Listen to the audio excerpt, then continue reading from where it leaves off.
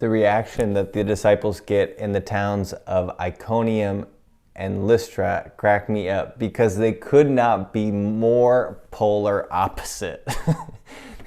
So we hear about in our first reading today from the Acts of the Apostles, as we continue this exploration of the Acts of the Apostles, how as Paul goes out to preach the good news with Barnabas on this missionary journey, we're going to hear some callbacks to previous events.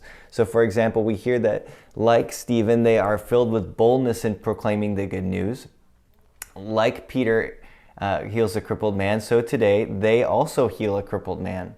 And so we hear that in Iconium, they don't want to listen to what Paul and Barnabas have to say. The Jewish leaders are so mad, so frustrated with them, that they want to stone them, much like St. Stephen. So they head out and head to the town of Lystra. And at Lystra, their response as they head out into what is considered barbarian territory is that once they heal the crippled man, they are so moved, so inspired that they want to make them, Paul and Barnabas, gods. It kind of reminds me of that scene from The Return of the Jedi where the Ewoks think that C-3PO is a god. It seems like a very similar situation in our first reading. And so we have these two totally different extremes as they hear the good news. One is either the response of the Iconium of we're okay with this Jesus as long as we keep him a prophet. Let's not make him a god. And then we have the opposite response in Lystra of, well, he's just one God among many. You are just one God among many. I think there's a challenge in the gospel is always being pulled in different directions. People want to pull it into the sort of confines that they've already constructed for who God is. We see that especially in our American Catholic Church. There's always a tendency to pull the teaching of Jesus either far left or far right.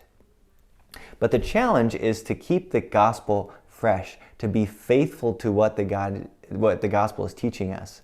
Because the gospel is always stretching us. It's always stretching our conception of who God is. And so we need to be ourselves allowed to be stretched at times. So how do we avoid this tendency to put God into these containers that we've created for him? How do we make sure that we are people who are allowing God to be God? Well, I think we can take a lesson from the apostles because they are always listening to the guidance of the Spirit. They have a heart that listens. It becomes problematic when we stop listening. So, as we go about our day today, what are the ways in which you can cultivate that listening heart to notice how God is speaking in the people and the situations around you, so that our hearts and minds can be stretched to recognize the good news of who God is today.